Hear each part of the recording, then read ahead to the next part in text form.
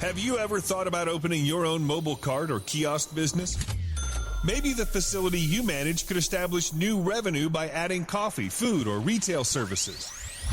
Cart King International can be the answer to your needs. Cart King is a North American designer and manufacturer of the finest mobile coffee, food, and retail carts and kiosks. Cart King has been working with clients and corporations across North America for 20 years, providing innovative designs, custom manufacturing, and timely delivery.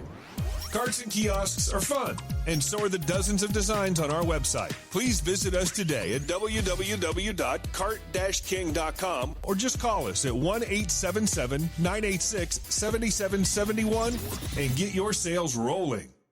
If you find yourself in need of legal representation, it can be a very stressful time in your life. In my career, I have dealt with thousands of lawyers, I've dealt with thousands of law firms, and I can confidently recommend to you Keith M. Davidson at kmdlaw.com. Available 24 hours, 7 days a week. Just log into kmdlaw.com. That's kmdlaw.com. Or you can call toll-free 833-4KMD-LAW. That's 833-4KMD-LAW. Personal injury, wrongful death, STDs, sexual assault, car accidents. They handle it all efficiently and professionally. It doesn't matter how imposing the opposition may be, because the team at kmdlaw.com are battle-tested and fierce. They will not stop until justice prevails. Go to kmdlaw.com or call toll-free 833-4KMD-LAW. If you're in for the fight of your life, stop screwing around and contact KMD Law. PureSoapFlakes.com, 218-568-2525. Have you ever heard of Castile Soap? Pure Soap Flake Company handcrafts fine soap bars, laundry powder, and concentrated soap flakes using organic vegetable oils from their northern Minnesota facility. Bathe your body and wash your clothes with Pure Soap products that are free of fragrance, GMOs, palm oil, sodium lauryl sulfate, and synthetic additives. Keep it clean, folks. Pure Soap Flake Company products are kind to living creatures and sensitive skin, safe for drains and waterways, and work great in high-efficiency washers and top and front-loading machines. They have a little promotion going on. Contact them to order some soap. Mention the Opperman Report. You're going to get a free gift. They're going to send a little extra soap, travel size, soap bars and laundry soap, cleaning soap flakes. I've been using that stuff all day long today. Great stuff. Order today at puresoapflakes.com or give them a call, 218-568-2525, 218-568-2525. Pure Soap Flake Company is a proud member of the Handcrafted Soap and Cosmetic Guild. Aquadam.net. Give them a call at 707-764-2119. A flooded home is never easy to deal with. You're left with the mess to clean up, having to deal with the insurance company, not to mention the memories that are lost that you can never replace. To those who live in flood-prone and hurricane-prone areas, which is just around the corner, prepare now. Hurricane season is right around the corner. Visit Aquadam.net to see how they can help you prepare to avoid flood damage this season and every season thereafter. And Aquadam could be another tool in your arsenal to protect your home and property from the floodwaters. A cofferdam, using water to control water, that can protect your home, your business, your church, your neighborhood, like a dam, but without the beavers. Give Aquadam a call at 707-764-2119, 707-764-2119, or look them up online at aquadam.net. They're also on Facebook at Aquadam Inc., or call or email them today. They can help you out. Give them a call. Tell them Opperman Report sent you. Opperman Report, that's 10% off the price to anyone who mentions the Opperman Report. It's the Opperman Report. Join digital forensic investigator and PI Ed Opperman for an in-depth discussion of conspiracy theories, strategy of New World Order resistance, high-profile court cases in the news, and interviews with expert guests and authors on these topics and more. It's the Opperman Report. And now, here is investigator Ed Opperman.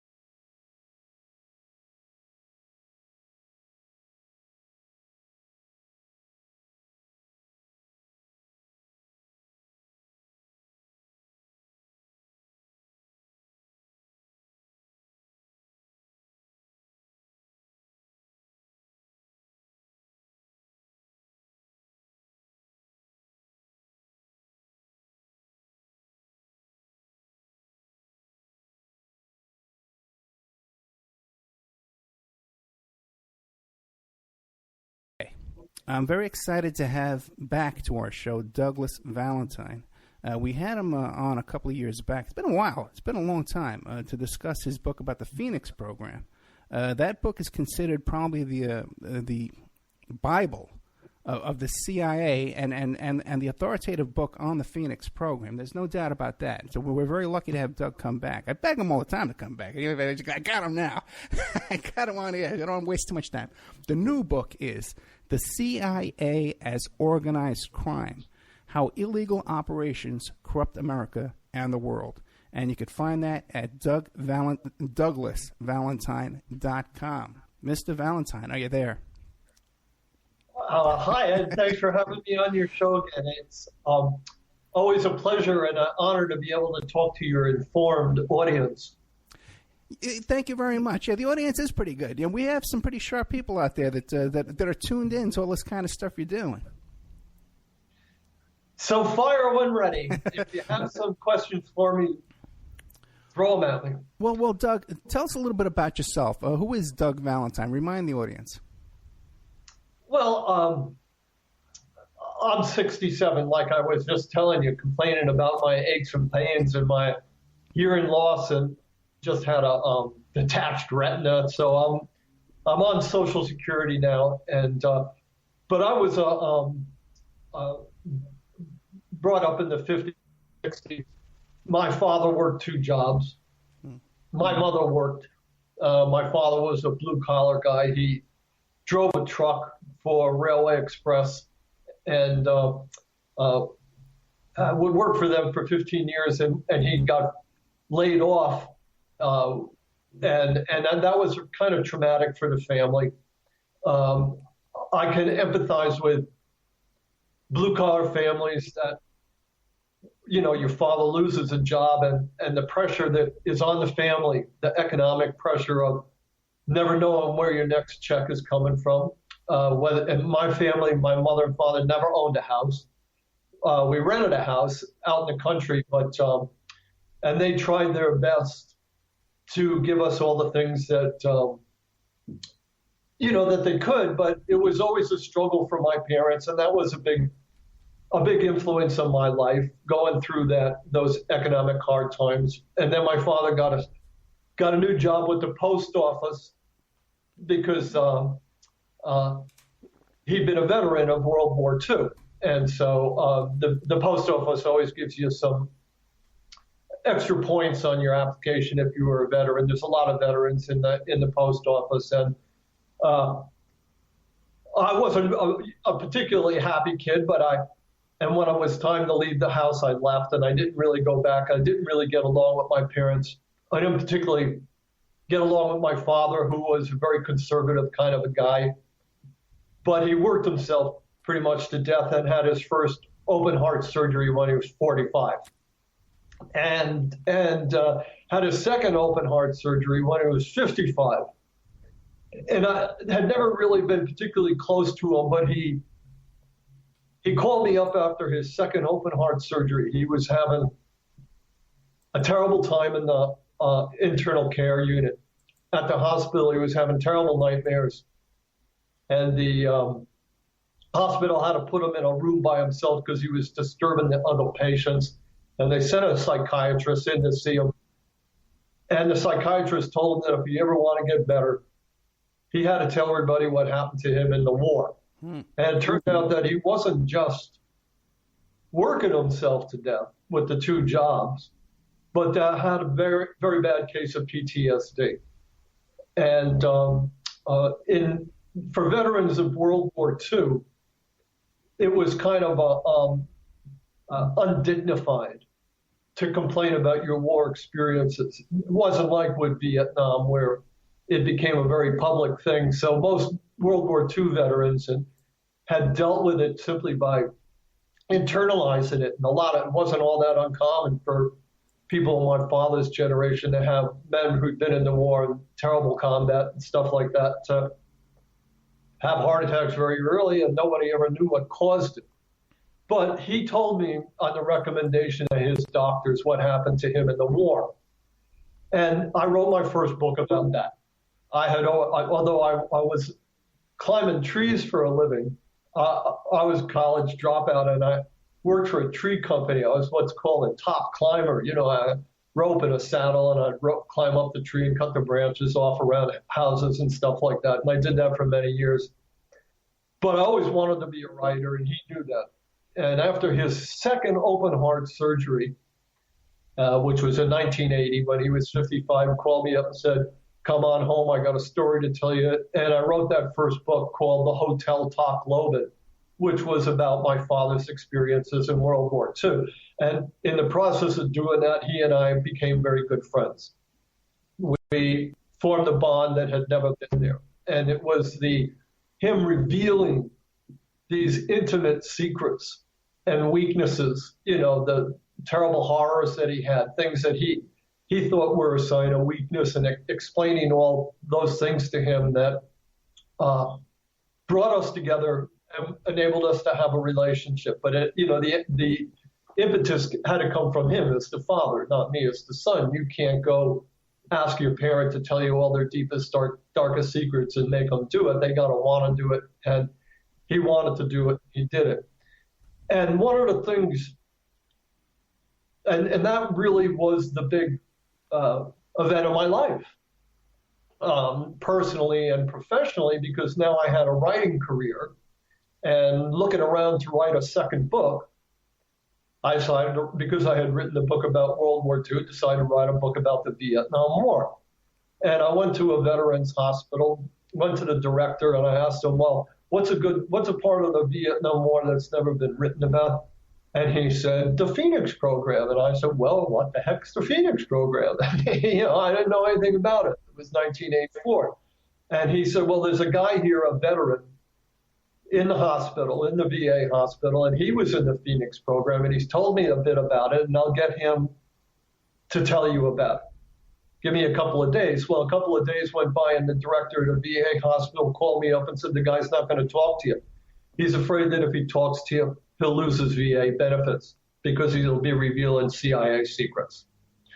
And that really stunned me. I mean, it was like what happened to my father. In the Second World War, it was the same thing, where people were afraid. So veterans are afraid for particular reasons of not talking about their experience. And of course, in the United States, their wives and their children don't know what war is. The United States hasn't had wars fought here. So people are really unaware about what the realities of war are. And unless the veterans tell you, you're never going to know. Well, there was nobody who was a veteran of the Phoenix program that was talking about it. So I was very excited. I was going to write a book about the Phoenix program and break new ground and make my name as a writer and do all sorts of great, wonderful things.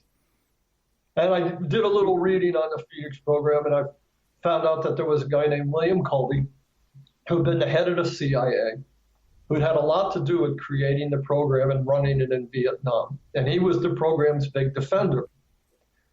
So not knowing any better, not having gone to the Columbia School of Journalism or graduated from Harvard or Yale, just being a blue-collar kid, I didn't know enough to be intimidated by William Colby. To me, he was just another guy. So I sent him a copy of the Hotel Talk Lobin and asked him for an interview. And to my surprise, he called me up one day.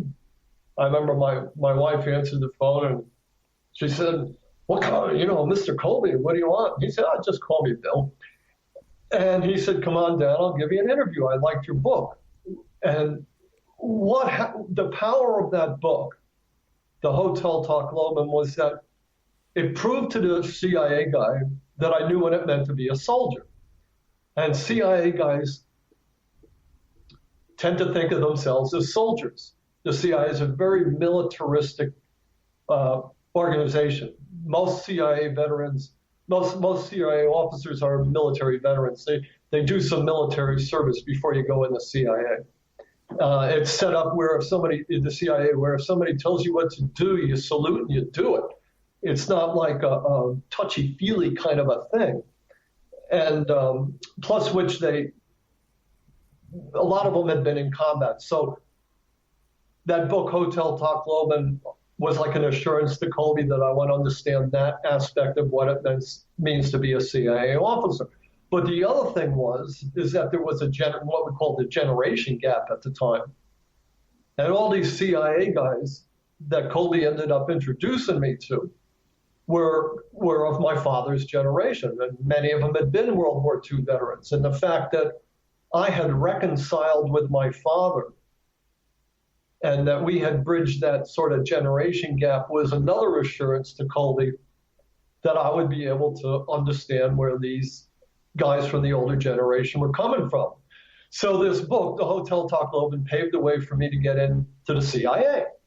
And Colby liked it, and he liked the way I told him I was going to go about reviewing the book, looking at researching the program, and he started introducing me to guys who had been very senior officers, not just in the Phoenix program, but in the various programs that Phoenix coordinated.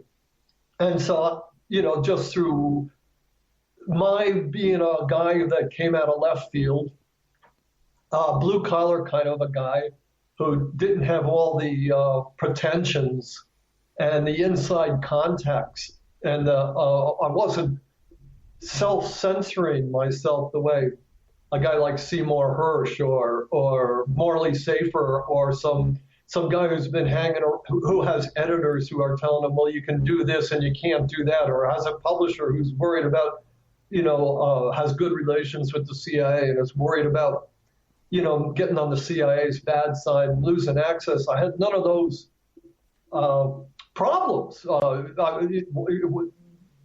It was just me and me alone, and so I got inside and over a period of 4 years, interviewed dozens and dozens of very senior CIA officers, and some of them were talked to me about their experiences the same way my father had talked to me.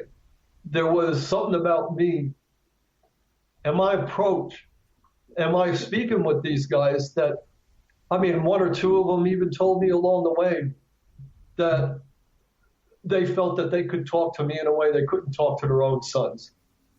So, it became a very personal thing, which, of course, after the book came out and they all realized that I wasn't that I wasn't awed by them, or that I wasn't, or that I was going to criticize them. And a lot of them were shocked that I actually quoted them in some of the things that they said to me. A guy who's a graduate of the Columbia School of Journalism knows enough not to quote the personal things that they were telling me. But, it was all on the record. The interviews a lot of the interviews are up on the internet. I recorded them, and a lot of them have been posted on the internet, and anybody can go listen to them. These CIA guys were open with me and forthcoming with me about how the CIA is organized and how it operates in often detail that was in violation of their secrecy oaths as CIA officers. And they did it because Colby had vouched for me, and because a lot of them, as I started getting more and more knowledge about the CIA, a lot of them just started thinking I had to be a CIA officer, or else how would I know all this stuff? And I published it all without anybody editing it. There was no published. The publisher sent the manuscript to a Vietnam War scholar named John Prados. My publisher was William Morrow, and they sent it to Prados. And Prados said, "This is the greatest thing that's ever happened. It tells us how the CIA operated from 1954 to 1969." He said, "But all of a sudden the book ends in 1969. What happened?" And I had sent my manuscript in 2 boxes to the publisher, and they had misplaced the second box. So the publisher wasn't even all that involved in reading and editing the manuscript. They left it up to this guy Prados, and they published the book just the way it was, just the way I sent it to him, without hardly editing a word. So this was not a book about the CIA from somebody but from the New York Times, somebody like Tim Weiner or Seymour Hersh, where they were worried about preserving their context and all that kind of stuff. It was just in a way kind of a raw, unpolished book about the CIA that revealed all sorts of things about the CIA that had never been revealed before. And I found that out because I filed a Privacy Act request with the CIA about any files they were keeping on me while I was writing this book, and it turned out that they had a whole file on me. And the ACLU we actually brought the CIA to federal district court here in Springfield, Massachusetts, where I live, and the federal judge made the CIA turn over most of these documents to me. And in the documents, people were constantly reporting about me and my conversations. And CIA headquarters at one point said he's amassed so much material, classified material on the CIA, it could cause damage to the CIA. They called me Bad News Valentine. I mean, and actually on my website, I published all the CIA's file on me. So all that, not only are the interviews that I had with these CIA guys available on the internet, many of them, the file that the CIA kept on me, I put that up on the internet too. The internet's good for that sort of stuff because nobody else is going to do it. Yeah. And anyway, so I got all these tremendous insights into the CIA, and I'm glad to talk about the details. The details are in the book, the various books, and I wrote my second two books after that book about the CIA in Vietnam. I wrote two books about how the CIA penetrated and commandeered the various federal drug law enforcement agencies, and how the CIA basically runs the war on drugs. And in this latest book, The CIA as Organized Crime, I talk about how the CIA, and in the Phoenix program in particular, is a model for the Department of Homeland Security, and how the CIA, since 9/11, the CIA's influence here within the United States through the Department of Homeland Security and also through the major media, how the CIA influence isn't restricted to foreign affairs anymore, but with the war on drugs and the implementation of the Department of Homeland based on the Phoenix program model, how the CIA now really controls and controls in a way that corrupts our legislation, legislative affairs, our Congress, our major media, our law enforcement agencies, political and social movements here in the United States, and how the influence of the CIA has just expanded to such an extent that, and all the time remaining secret, that it has really become probably the greatest threat to democracy in the United States of America. Doug, let me ask you a question. You know the sound Donald Trump, the great orange leader, right? Donald Trump. But we should call him Mr. Trump. How Mr. Trump doesn't take these intelligence briefings. What do you make of that? Well, that's people ask me about that, and quite frankly, to me, it's not scary or a big deal. I don't think that, for example, Ronald Reagan ever got any intelligence briefings either, and if he did, he certainly didn't understand them or care. He would, he said when you're a chief executive officer, you make policy, and you say to the CIA, if you're the president, do this or do that. And then they come back and they debrief members of your staff on the extent to which they're implementing your policies. Now, So I don't. As long as Trump is surrounding himself with people who understand intelligence and can decipher it for him, I would not be concerned about him whether or not he takes intelligence briefings or not. Okay, he's got a staff that's going to do that. The thing that we need to wait and see in order to start judging Trump is who he picks for his national security advisor, and he's nominating a Marine guy named Kelly and Mike Flynn. And what will Trump and his National Security Council, what policies will they be articulating, and where the CIA will fit into the implementation of those policies? You have to wait for that to see exactly what Trump has up his sleeve. But the thing that we do know, based on, is that he wants this guy Flynn to be his national security advisor, and Flynn gives us some clues and his background. And Flynn was, it is Flynn, right? Mike Flynn. Getting old, I just want to make sure I got it right. Flynn was in the Army, and he was chief of intelligence for the Joint Special Operations Command in Afghanistan and Iraq. He did tours in that position with both of those, with the Joint Special Operations Command. And Flynn himself is an advocate of Phoenix operations, because that's what and I explain it in my book, the way the CIA and special forces are operating in Afghanistan and in Iraq is based also on the Phoenix program model. And Flynn himself, as an intelligence officer, was certainly in a liaison relationship with the CIA.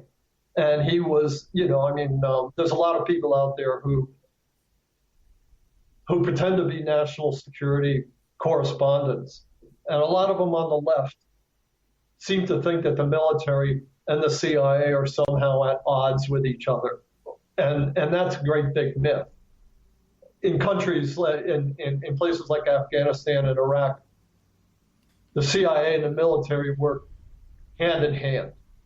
And especially on these kind of counter-subversion, counterinsurgency operations, which are ongoing in these countries. So Flynn has a very, very close, you can count on it, relationship with the CIA in an operational way. As a guy who was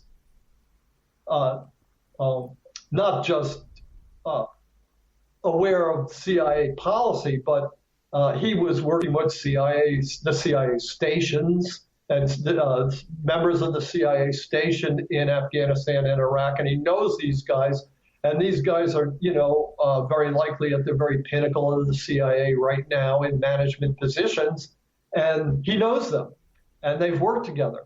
So if Flynn becomes his national security advisor, you can be sure that Flynn's going to know everything that the CIA is up to and what it's doing, and it'll be an integral part of whatever plans and policies the Trump administration concocts. And the one point of tension might be that the CIA has historically considered Russia its number one enemy. And if Trump is interested in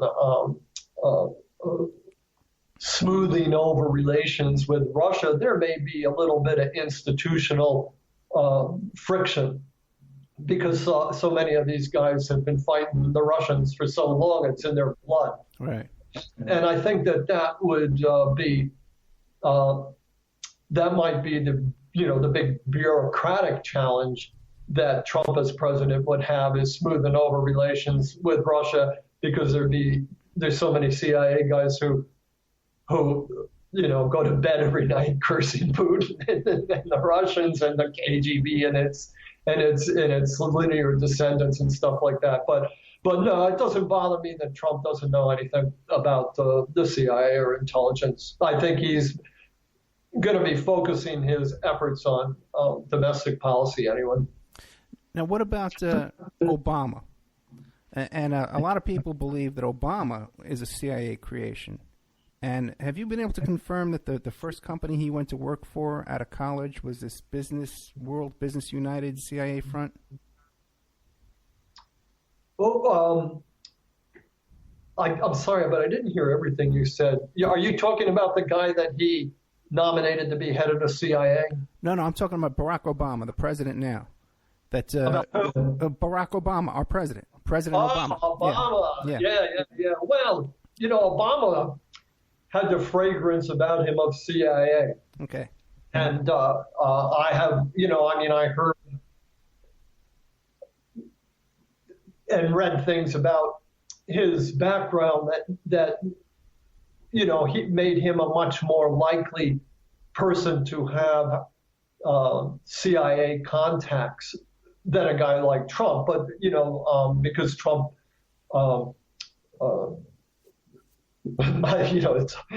it's hard to see him as in that role. But and I think that after the Bush administration, which was kind of disgraced by the military invasion and occupation of Iraq, and placing so much influence on the military that the CIA was glad to work with Obama, and he seemed to give the CIA a free hand to do almost anything it wanted to do. I think that at the same time, the CIA may feel betrayed by Obama in Syria.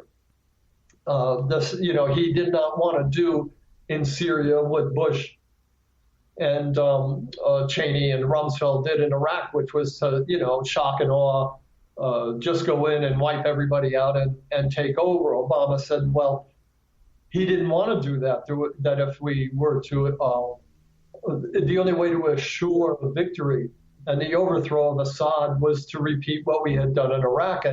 And quite frankly, the American public wasn't ready for that. And Obama didn't want to lose political support. So he gave the job of subverting Assad to the CIA. And like I told you earlier, the CIA is a military organization. If somebody tells you to do something, you salute and you do it. So the CIA went in and started smuggling guns, forming, revolutionaries into, militias and military outfits and stuff like that. And Obama kind of pulled the plug on them. And now the revolution is, Putin and Assad have pretty much claimed victory, and the insurgents there, which the CIA was almost totally funding and supporting logistically, sometimes through cutouts like Saudi Arabia or Jordan or, third countries, just to keep their fingerprints off the operation. So there may have been some feelings of betrayal on the part of the CIA towards Obama at the end, and I think that probably accounts for the CIA seemingly being willing to trust Trump and getting behind him, because I don't, they may think that he's less hands-on, or they may sort of feel a little wary about his overtures to Russia, but I think that the CIA was very upset with Obama at the end and may have helped tilt the election towards Trump by giving Comey, the FBI guy, permission to go ahead and sabotage Hillary in that last week of the election. Doug, for the audience, can you give them an idea when they see and they hear about Aleppo? Like, what would the CIA's role be in this battle going on in Aleppo and this withdrawal and all that kind of stuff? The battle going on where? Aleppo. Aleppo. Oh, yeah. Well, the CIA based its operations in Aleppo. That's where the core of the insurgency was based. And you have to have a kind of a headquarters, and that's where it was, and that's where they concentrated their efforts, and that's where they made their last stand. But it was strategically well located for resupply, and they thought, the CIA probably thought it was more defensible, and certainly a lot of things that I'm not aware of, in terms of being able to resupply and communications like that. But obviously Aleppo ended up being the headquarters, and I'm sure that the loss of Aleppo is not something that's easy for them to deal with. But and again, Obama is yesterday's news at this point, and he doesn't matter anymore. I don't think that he has any, whatever influence he has over the CIA is probably down to close to nothing. Yeah, I would agree. But just real quick again on Aleppo, when you see this image on TV of this little boy covered in dust in his ambulance, and it's all well lit, and they got this video of this little boy acting all shocked and stuff. What do you make of something like that? Do you think that's staged, or do you think that really happened? Well, you can't really tell. Okay. That's a sign of the times.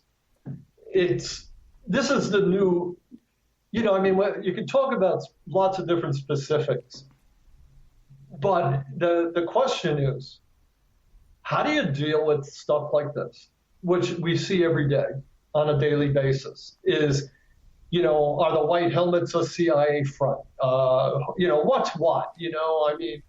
Is every NGO, non-governmental organization, a CIA front? Did the CIA stage a coup in Ukraine? There's just a million things that the spectacle of the modern internet and the access to videos on the internet, and everybody having a direct access now, Trump can tweet, and he doesn't have to go through the media anymore, which is huge in terms of him being able to get his message across. All these different things, what you see on the internet, videos of this, video of that. Well, frankly, it can all be faked. And there is no telling anymore whether any particular thing is some sort of genuine article, or whether it's propaganda, or whether it's a deception. And the only way that you can approach these things, unless you're able to get to the original source, which is part of the problem, what's the original source of? The only way you can tell is to be informed, and to have background, and to be able to, in a way, track the historical arc of things that are happening. You have to know, well, what does the CIA do? What's its modus operandi? How does that different from what the special forces do? How is that different than what Homeland Security does? How is that different than what the FBI does? Just in terms of security forces, trying to determine where something might originate. What are their jobs? How are they organized? And then, the same thing, unfortunately, applies to every other facet of society. What kind of, if you watch Fox News simultaneously with MSNBC, you would think you live in two different countries. And yet both of them are claiming to present the facts. And yet news agencies, in the presentation of the facts, can spin them in a million different ways and make you think different things, when in fact you're looking at the same event just by the way they report it. And so everybody, what this of course is exacerbating the divides, the social and racial and economic divides in the country, And it doesn't seem to be any way. I mean, again, you can pick a particular video, but it's a much bigger problem in terms of people going to sources of information that have no bearing on what's factual, but simply reaffirm their own assumptions. You know, so everything that's out there and is available, all the facts are out there. They're all available. The problem is that people just keep going to the well with the water that gives them the water they like. And they're not taking any time to go around and look at anything that might challenge their own assumptions. And that's the state of paralysis that we're in. And you can see it just by looking at what's going on in Congress. You know, I mean,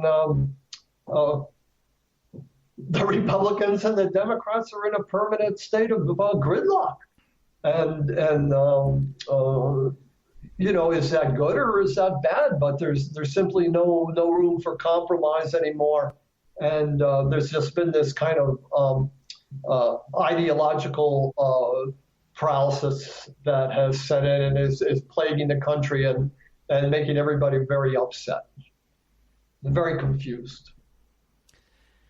Yeah, so at 67 years old, you could probably say you've never seen an election cycle like this before. Yeah, no, we have definitely crossed the Rubicon. You know, I mean, and you know, I mean, it's interesting.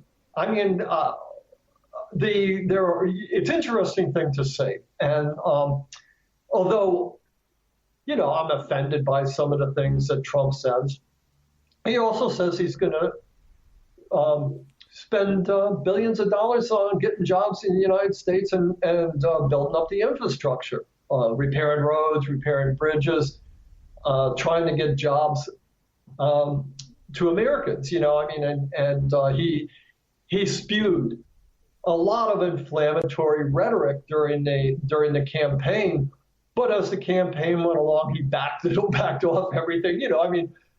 You know, about a month, and we learned that the wall was symbolic, was metaphorical. You know, I mean, you know, he didn't really mean lock up Hillary. He was just, you know, resorting to hyperbole. You know, I mean, and so he's you know, he's really not going to drain the swamp, as we can see. You know, he's, you know, if anything, he's made the swamp more infectious and more noxious, you know, with it, and he's not even president yet. And nothing's going to change. And so a lot of things that he said are going to change aren't going to change. And even though everybody's at an all-time high with anxiety, I think we have to be patient and we have to, like, wait and see what he actually, what his national security policy is overseas, what his domestic policies, what he's going to, you know, propose,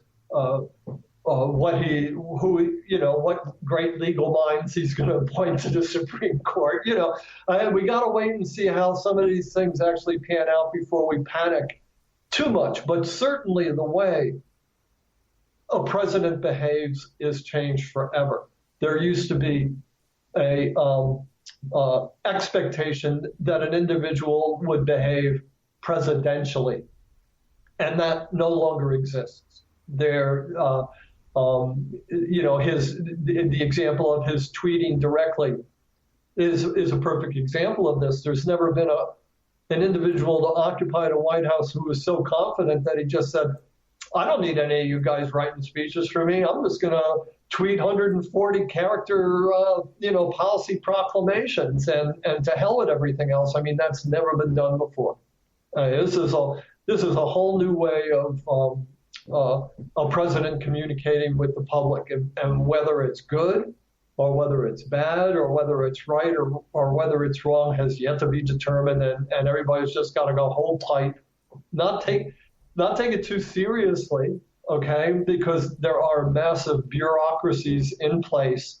The Pentagon and the military are huge bureaucracy, which their path has been plotted out for the next 20 years. They know where they're going, and you know, Trump can he can massage that, but there's not a whole lot he can do to change the overall direction of policies that have been in place for whether it's the military or the CIA or the State Department. He can try to shake those things up, but the experiences of most presidents is that you can move them a little, maybe, but political opposition and the bureaucracies will be like a governor or I'll break on him to some extent. And like I said, it'll be interesting to see how much he can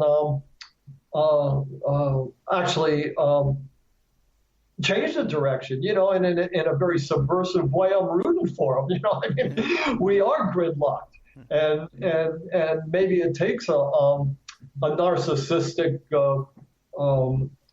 bloated ego like his to actually change the system and open it up and modernize it in ways that we need in the 21st century. But again, who knows? Nowadays you've got to be able to deal with a lot of uncertainty. Okay, I'd like to bounce around a little bit, okay? Because I got you here. You haven't had you for a long time, and I have some questions from the last show. One is William Colby, the death of William Colby. What do you make of that? A lot of people think it was an assassination. Well, I think it was poetic. Here you have a guy who was a master spy in World War II. He was with the OSS and he parachuted into German-occupied France, and he worked with groups, the Maquis there, organizing resistance to the Germans. He was in Italy for many years as a CIA officer. He had a family, and he would go around the French countryside, pack his wife and his kids into his car, drive for 4 or 5 hours. The family would go off and look at the ruins in Rome, or go off and look at some historic site, and he would meet with his agents. Secret agents. He was a guy whose whole life was involved in espionage. Then he went to Vietnam, where he took over the insurgency in Vietnam. Started in 1960. He created its Central Intelligence Organization there, which was the equivalent of our CIA. He created that in South Vietnam. He created and upgraded its special police, which was like an FBI, sort of like an FBI. He was the one who oversaw all of the programs, the evolution of all the programs that the Phoenix program eventually ended up coordinating. He was the guy who oversaw operations against North Vietnam, and one of the things he did was he created a Vietnamese special forces, and he sent like hundreds of South Vietnamese volunteers who parachuted into North Vietnam. Very few people know about it, but they were parachuting into North Vietnam and going on missions like he had done in France in World War II. And many, many, many of those soldiers were killed. Almost all the people that the CIA and Colby dropped into North Vietnam were killed on they were what they called one-way missions. And it was and as a result of and then Colby came back to Vietnam in 1969, and he actually took over the Phoenix program and all sorts of programs there that I talk about in my books. So Colby had a lot of enemies, not just in America, but South Vietnamese soldiers, special forces soldiers, who felt that he had betrayed them.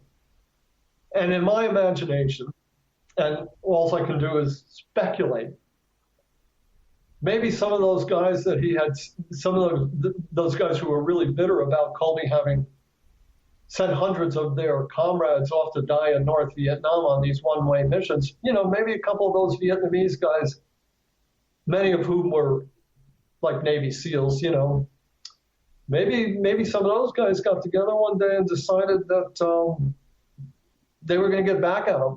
In any event, and the reason I say Colby's death was poetic is because nobody knows. Here was this master spy who one day went down to his little cabin on the Potomac River, I think it was, and had a meal, had a sandwich. He didn't finish it all.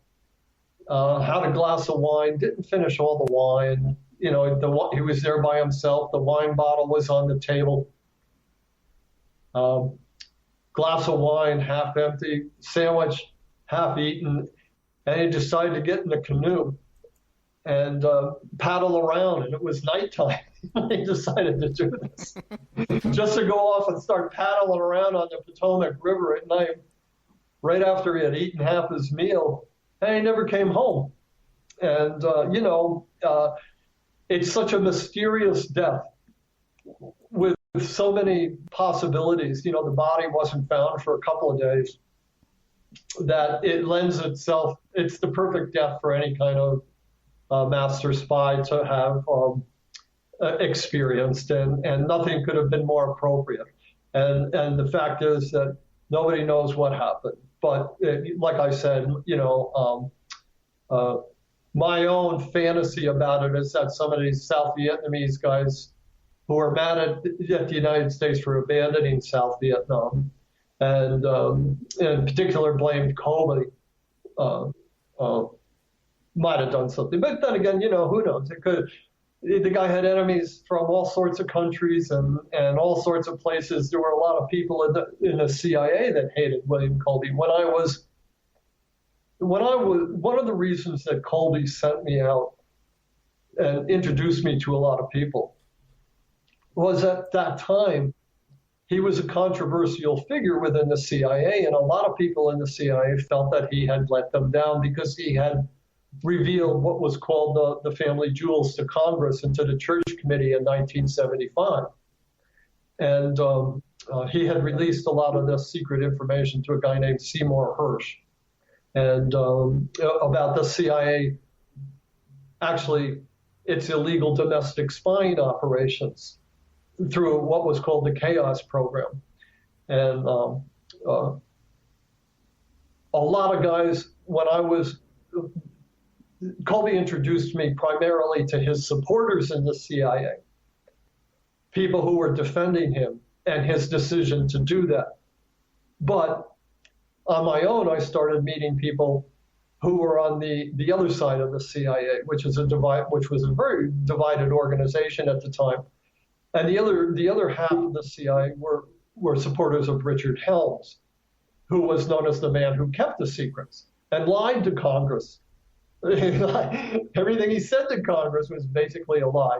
And there were a lot of people that felt that Colby should have done the same thing, not have leaked these family jewels. Colby basically sacrificed Helms. He blamed Helms for the domestic spying operation, and Helms's counterintelligence chief, James Angleton. And those guys, Colby sacrificed them on the altar, basically like fashioned a noose and a scaffold and marched them up and put the noose on their head and hang them in front of the American public. Blame them for all the dastardly things that the CIA had done. And Colby felt that by doing this, he was saving the CIA. Okay? There was so much controversy at the time. And he felt that he had to make some sacrifices, not himself, his competitors. And so the CIA was a very, very divided organization at that time. And a lot of guys who supported Helms, once I located them, were quite willing to be critics of Colby. And a lot of that made it into my book too.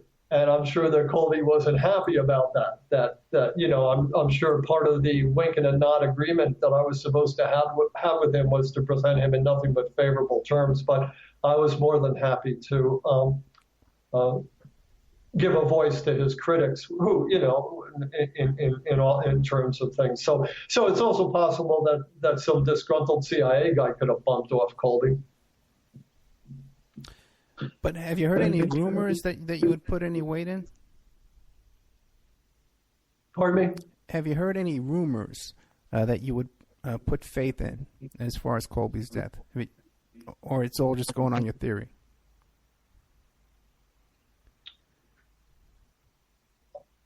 I'm sorry, I have a hard time hearing you. Yeah, I know. As far as your theory about Colby's death.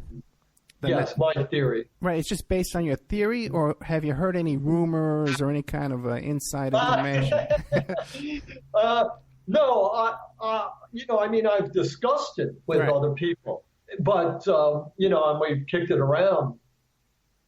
And, but I have no sources. Okay.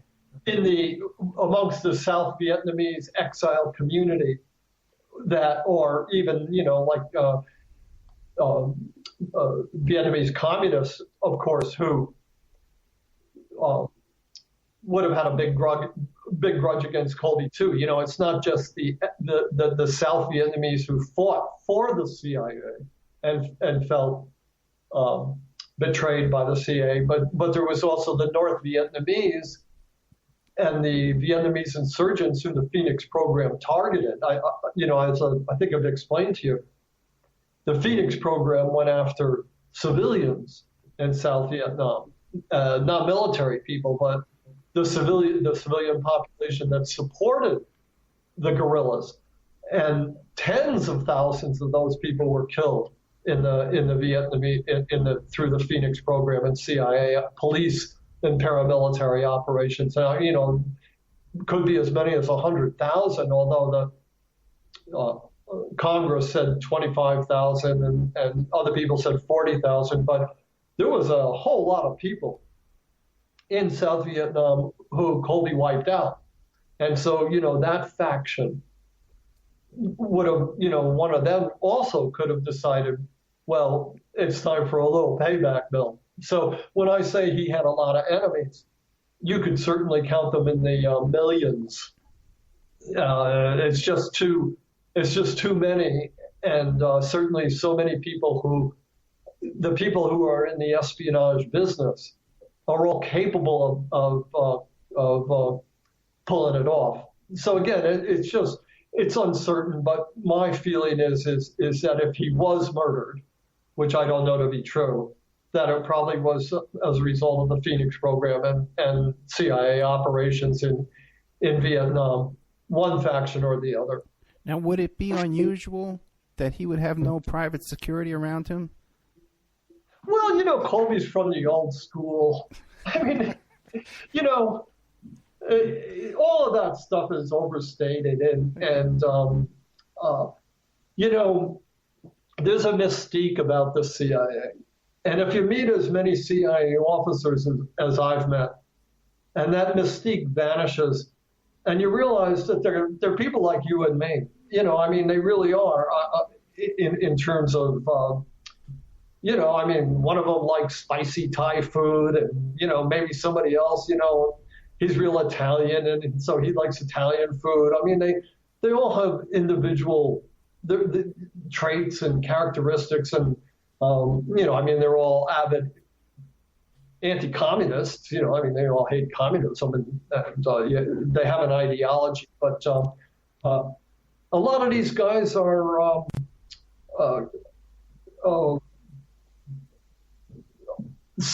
they like to cause trouble. And one of the things about CIA guys is, they don't want to show fear. And, it's kind of a ethic amongst them that you don't show fear. And the whole idea of having a bodyguard or something like that would be undignified to a lot of these guys. I don't know what they, I think that if you're actually in the CIA and you're running the station in Kiev in the Ukraine, and you're undercover and you're involved, there's Russian spies looking for you and people that are out to get you, well, then maybe you have a bodyguard. But in private life, after you're retired, these are guys that go to the country club and they play golf, and they meet their buddies, and their buddy's a doctor or maybe he's a dentist or they like to. There was a bunch of CIA guys that I got involved with, Lucien Conine and Joe Baker and Sam Draculic and a guy named Talia Campora. And every morning they met at the local McDonald's. And they just got together and had a coffee. If the Russians had wanted to get them, these are feeble old guys too. They had strokes. They're dragging their legs around behind them. They can't see anymore. It just isn't that way in real life that somebody like Colby would have a bodyguard. It just, at least, certainly wasn't 20 years ago. I don't know. Maybe things have changed, but I don't think so. That was probably a lot longer answer than yours. No. Your answers are great. Thank you very much. But it's just when you leave the CIA and you're retired, it's just not the same thing. Even for these retired guys, the steel wall comes down. They can't. They can't then just on a whim go back to Langley headquarters and walk in. They're gone. They're out. They're not part of it anymore. What they have is their memories and a lot of these guys, most of the people I talked to were retired. Let's make that clear. I wasn't not talking. There might have been a few who were active duty. But most of these guys were retired and older guys. I got, they certainly still had their connections. I interviewed one guy named Bob.While, who had been very integral in the Phoenix program. And I interviewed him late in my research, probably around 1987.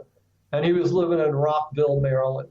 And he had a little split level house, and just like anybody else on the block. And he told me all about his experiences as a CIA officer and the role that he played in the Phoenix program and operations in Vietnam. And we went out to lunch and had lunch together and came back, finished up the conversation. And as I was leaving, we walked down through his basement and out his garage door into his driveway. Because like I said, it's a split level. And my car was parked down below, and we were standing there in the, halfway in and out of his garage.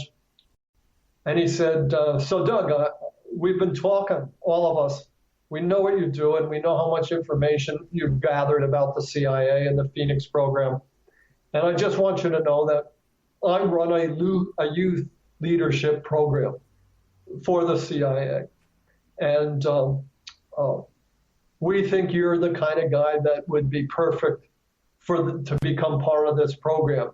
And if you let us review your manuscript and make the changes to it that we need to make, we'll get you a job on the Senate Armed Service Committee as a research staffer. And your starting salary will be about $80,000 a year. So they have that, they're out of the CIA, but they still, some of them are more connected than others, and they wanted me to go to work for them and turn my book over to them. And I said, well, thanks very much, Bob, but I like to work for myself. I couldn't work on a Senate staff because I don't take direction very well, and it's just not a good fit for me. Thanks, but no thanks. And when I got home, my wife and my father were both very upset that I didn't take an $80,000 a year job, because that was an awful lot of money back then.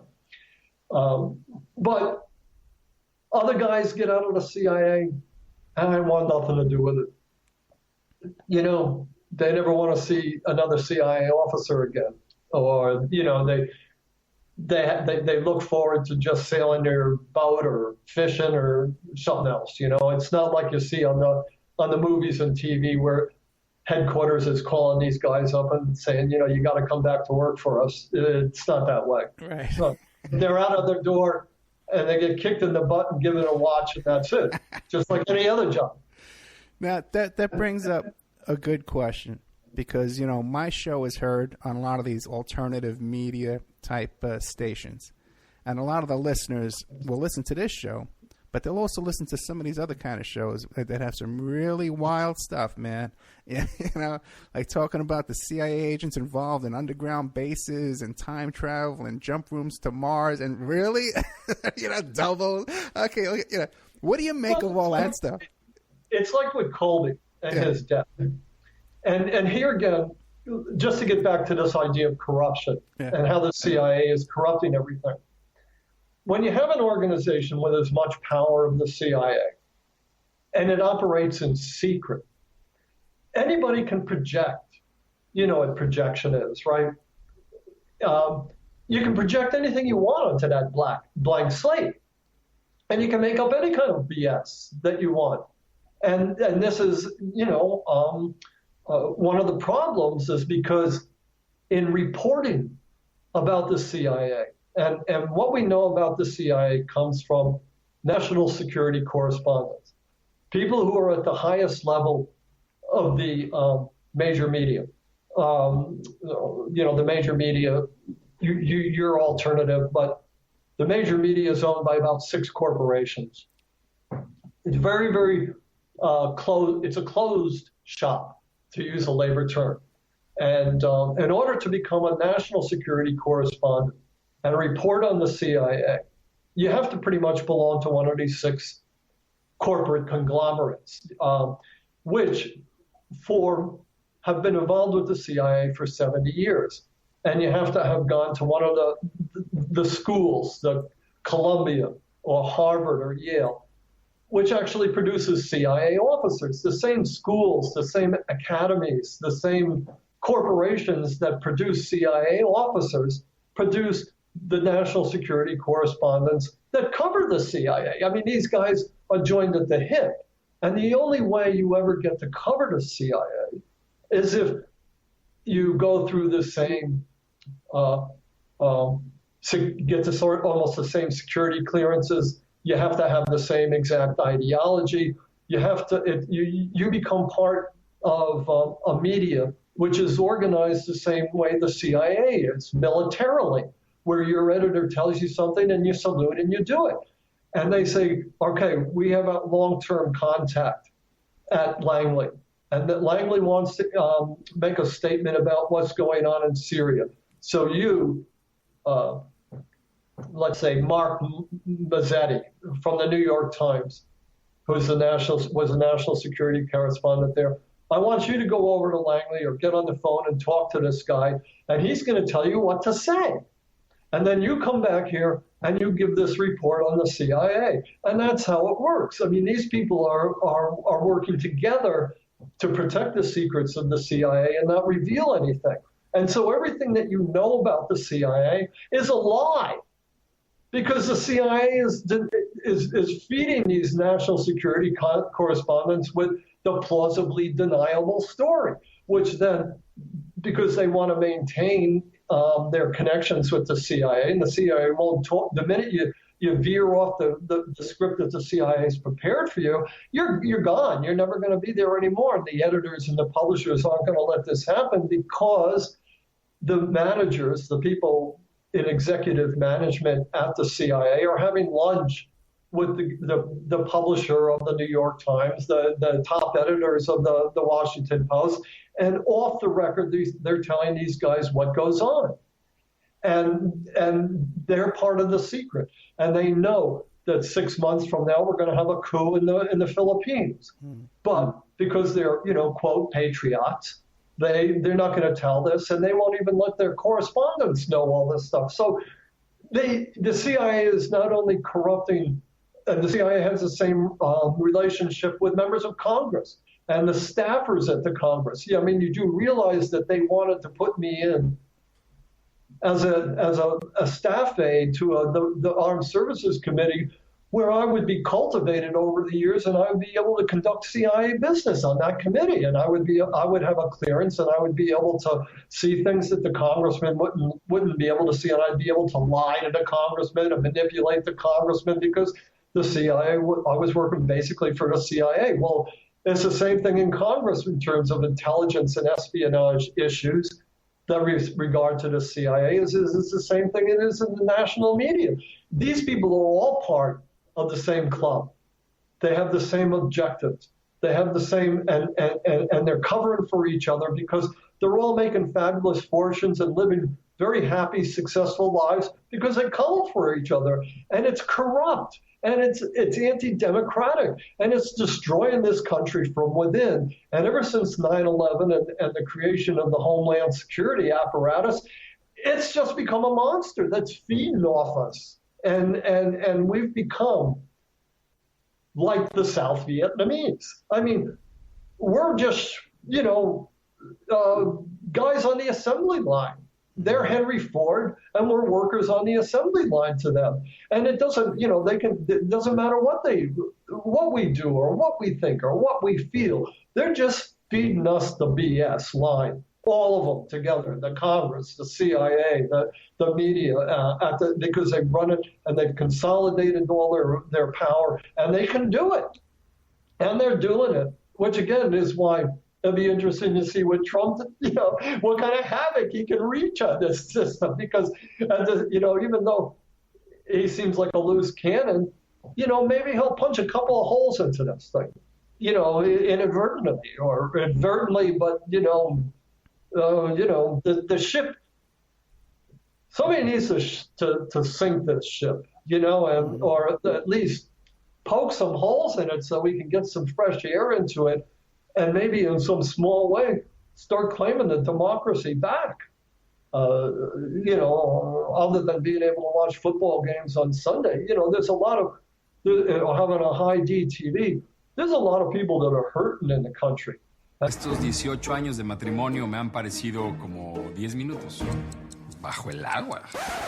Esta relación está en crisis y la solución será un insólito acuerdo. Vamos a darnos 100 días. 100 días de libertad. 100 días para vivir otras experiencias. 100 días para hacer lo que queramos. Para sentir algo diferente. Para disfrutar la vida. 100 días para enamorarnos. Estreno martes 28 de abril, 9/8 Centro, por Telemundo. There's so much phenomenal wealth out there that they don't have to be hurting out there.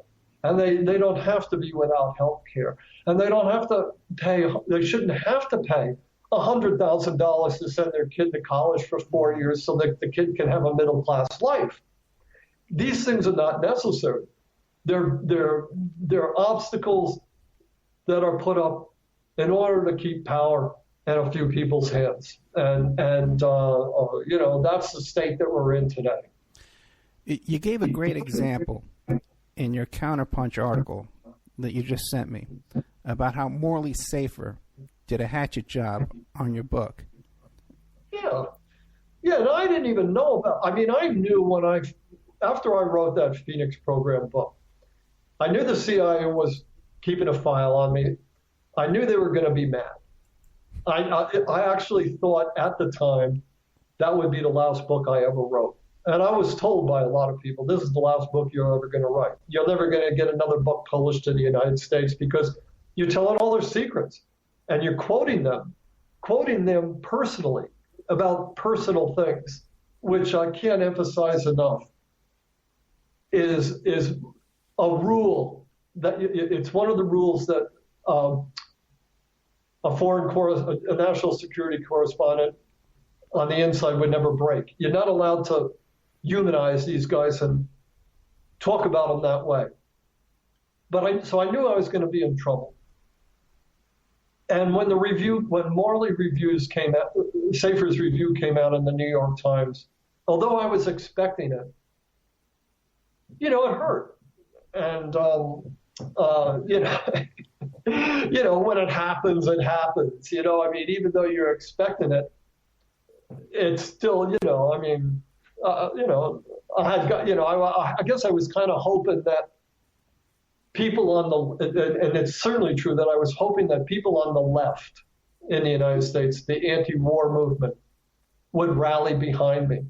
And but that never happened either. And I explain why that never happened in the book too. But it wasn't, that happened, the review happened in 1990, and it wasn't until 25 years later that I found out that Morley Safer actually had a personal relationship with William Colby. That Colby had, during the Vietnam War, had called up Morley Safer one day and said to him, hey, can you disappear for 3 days? And Safer said, sure, you know.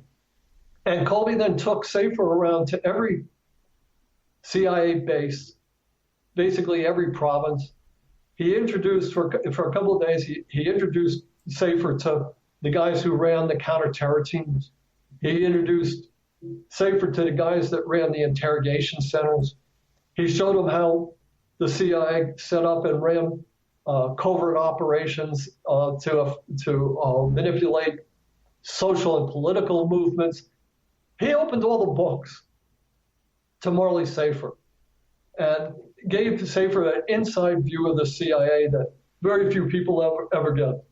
And this is like, I'm telling you, when it came time to kill my book, it was no mistake that Bill Colby and the Washington and the New York Times chose Morley Safer, because Colby had inducted Safer into this private club when he did that. And Safer had sold his soul and had joined the club and had become one of their, you know, in exchange for a successful career and becoming a pundit and a talking head and being assured for the rest of his life. He was known that he would cover for the CIA and protect all its secrets. And also it was like Don Corleone in The Godfather, you know, going to that funeral director and saying, you know, the time for you, you know, remember I told you, you know, someday I'm going to ask you to do a favor for me, you know, and now you're going to do the favor. You know, I want you to kill Doug Valentine's book, you know, and Safer said, okay, Godfather, I'll do it. You know, I mean, and that's how it works. That's you know, I mean, why do, you know, I was wondering at the time, well, why Morley Safer? It took me 25 years to figure it out, to find out, you know, when Safer let it slip inadvertently at some conference that he was at, you know, well, I owed Colby this big favor, you know, I mean, he let me in. Mm-hmm. So you never, you know, I mean, you know, I always assumed there was something like that had gone on between Safer and Colby. But, you know, it took me 25 years to actually see the documented evidence. And let me just stress to your listeners, that's how it works, folks. I mean, this is going on every day in 1,000 different ways. And it's not, the CIA just doesn't have its hooks into national security correspondents like Safer and congressmen. It has its hooks into businessmen and the guys who run telecommunications companies and the guys who run Google and Yahoo and every business around the world and half the businesses here in the United States. I actually explain how some of that works. You know, I actually explain how a lot of that works in this book, The CIA as Organized Crime, and having been victimized by it myself, having had my First Amendment rights destroyed by the CIA, you know, having had my career basically destroyed by the CIA for doing nothing more than telling the truth about how the CIA works. You know, I'm telling you by experience, that's how it works. How about now, with the second book coming out? Now that the second book has come out, are you experiencing any kind of harassment or any kind of problems now? You know, apart from, you know, one of my publisher's website was hacked. One of the people that did a review for me, one of the alternative media places that wrote a review about this book, they were hacked and went offline for a day. The day the review went up. hacking seems to be the harassment of choice nowadays. Nobody's like throwing bricks through my windows, but I can't get a review in any major publication, even the major. And again, this is something that I talk about in this book. Even the anti-war people and the anti-CIA people are so intimidated, none of them will come to my, aid. I can't, like The Nation or Mother Jones or the people that the news outlets that pretend to represent the anti-war movement or the left. They avoid me like the plague too, because they have the same relationships at a particular level with the CIA, and they don't want to get them bad with the CIA either. So apart from the fact that I've been relegated to the margins, the Opperman report. That nobody is going to help me out, the way a lot of writers get helped out, apart from, having to have, and again, I'm not really complaining, because there's always strings attached with that kind of help. And I never wanted to, to have to compromise myself. But, I'm comfortable in my role as a pretty much just a nobody, or somebody who's not going to be with a major publisher or a major news outlet, simply because I'm a heretic. Mm. Back to the one more question, and then I'm done. Oh, I knew it. Yeah, we did go over time. I appreciate you giving me some extra time. I was going to try and squeeze as much out of you as I could. Some of the characters that come out of the Phoenix program, okay, are pretty extreme. A guy like Colonel Michael Aquino, and also too, then you hear about John DeCamp.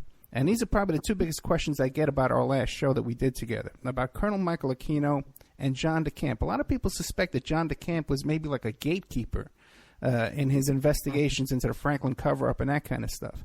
What do you make of that kind of stuff? John McCain? No, John DeCamp. He was like... Oh, John DeCamp. Yeah, well, I was in touch with him briefly at one point, and I think he said to me at the time that he had been on Colby's staff in South Vietnam, and that he knew certain and particular things about Colby, and I listened to him. He didn't have anything to say to me that was new or that I thought merited inclusion in my book or any articles I wrote. And then a couple of years later, I saw that he had done the Franklin thing, right? And I looked at some of that, and it wasn't an area that I was particularly interested in. So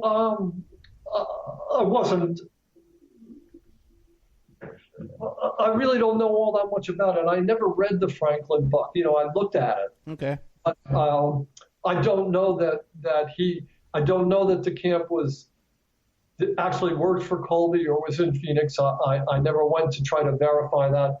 And I really don't know whether the things that he said in the book about Franklin were true or false, or I never double-checked or researched the accuracy of what he was doing. So unfortunately, I just don't have enough knowledge about all that stuff other than knowing that it exists and basically who he is. I just don't know, can't really make any judgments about it. I went in different directions with my research.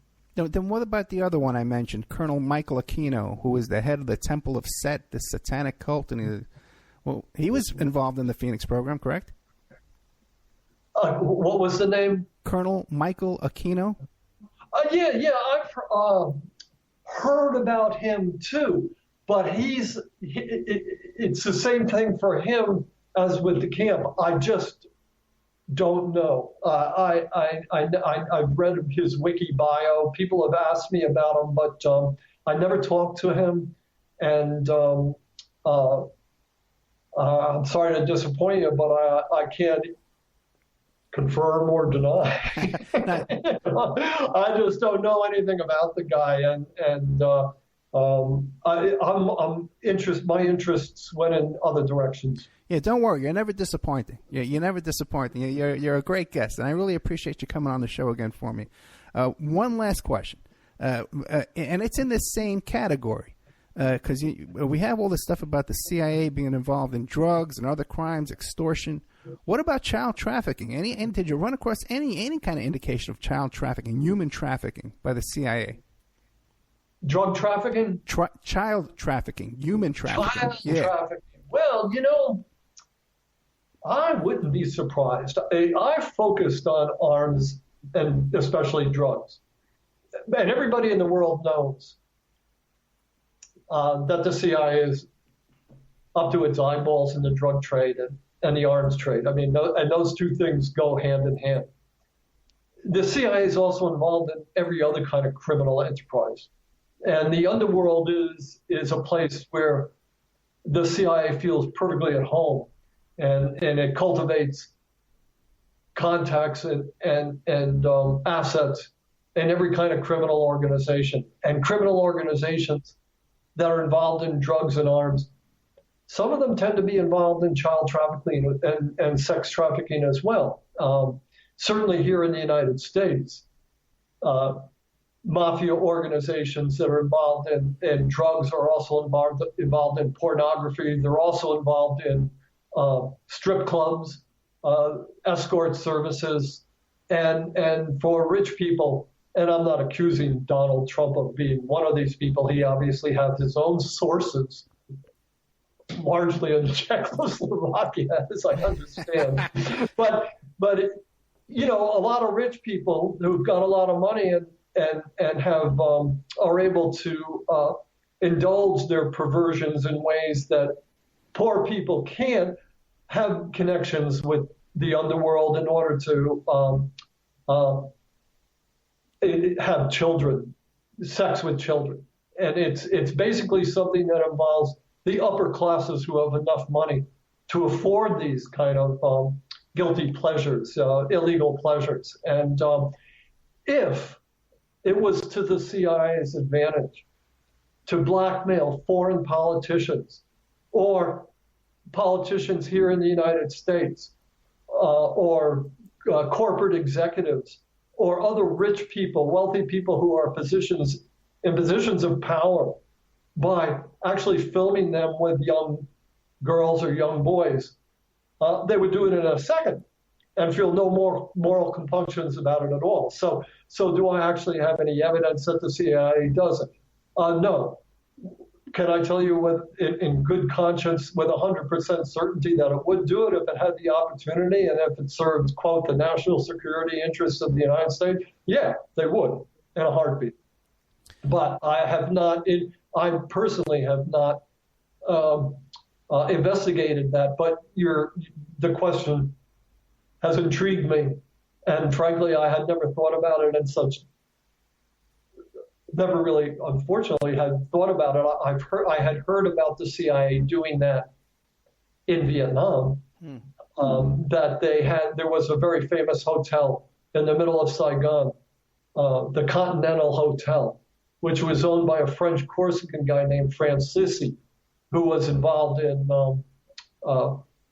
all sorts of rackets. The French controlled the rackets in Vietnam, even after the American invasion. And this guy Francisi owned the Continental Hotel, and I was told by people involved in espionage that every one of those rooms was bugged at the Continental Hotel, and that when visiting diplomats came to Saigon and they stayed there, that some of these visiting diplomats were from the Congress, or maybe they were from Shell Oil, and they were looking for to get a contract there. That people would come up to them and say, in Saigon we don't have the same morality that we have back in the United States. Having sex with underage girls here isn't considered bad, and if you want a young boy or a young girl, we can arrange that for you. I had one CIA officer tell me that every night his Vietnamese subordinates brought him a different young girl, every night that he was there, 14, 15-year-old girl. So these things happen. And I know for a fact that they happen. And I know that the CIA would use those methods to blackmail people in the Vietnam War. I mean, I know this because I've been told it and it makes sense. And a lot of people told it to me. I don't actually have the, documentary evidence, but that's how the spy business works. That's how the spy business has always worked. That's part of the allure of being in the spy business is you get to taste forbidden pleasures. And if they were going to do it in Saigon, well, you can be damn sure they would do it in Dallas. Mm.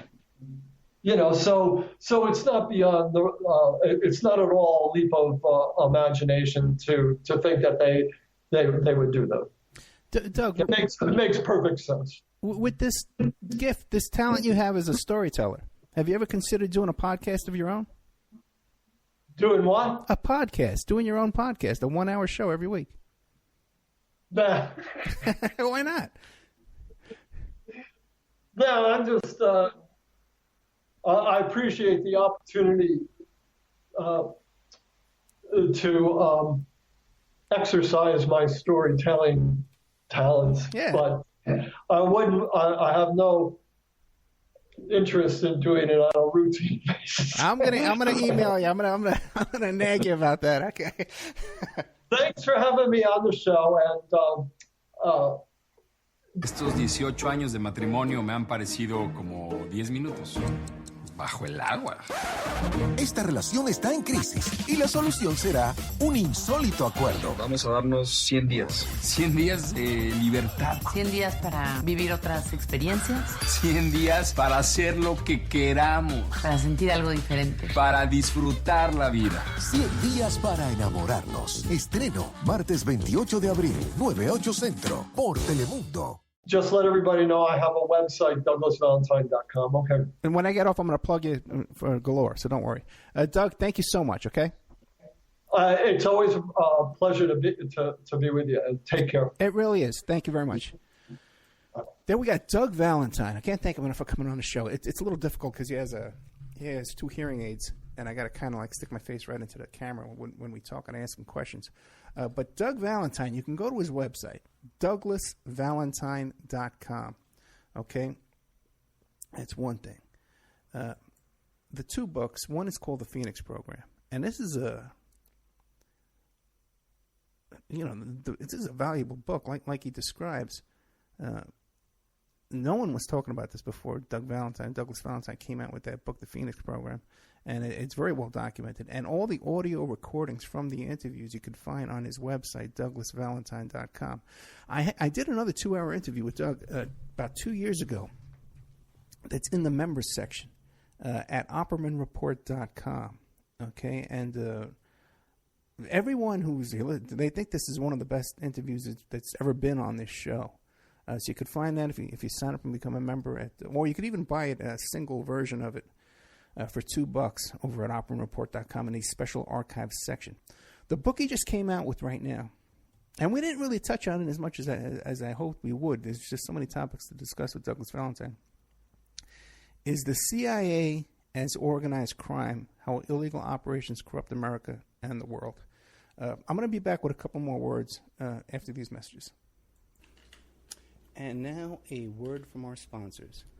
Did you know that 30% of all people on online dating websites and personal ads are either married or in a monogamous relationship? 30%. If you suspect that your husband, your wife, your boyfriend, your girlfriend may be cheating online, go to emailrevealer.com, our online infidelity investigation. You give us their email address, and we could trace it back to online personal ads, dating sites, and social networks. We can even expand the investigation and find them cheating on escort service sites or even porn sites if they're registered to porn sites and swinger sites. So check out emailrevealer.com if you suspect your spouse is cheating, and check out our online infidelity investigation. William Ramsey is a producer here at the Opperman Report, and he's just come out with a new book, Children of the Beast, Aleister Crowley's Shadow Over Humanity. Now, he just sent me a copy of this book. Oh boy, it's about 2 inches thick, and there's a chapter on just about everybody in this book that you can imagine. The Beatles, and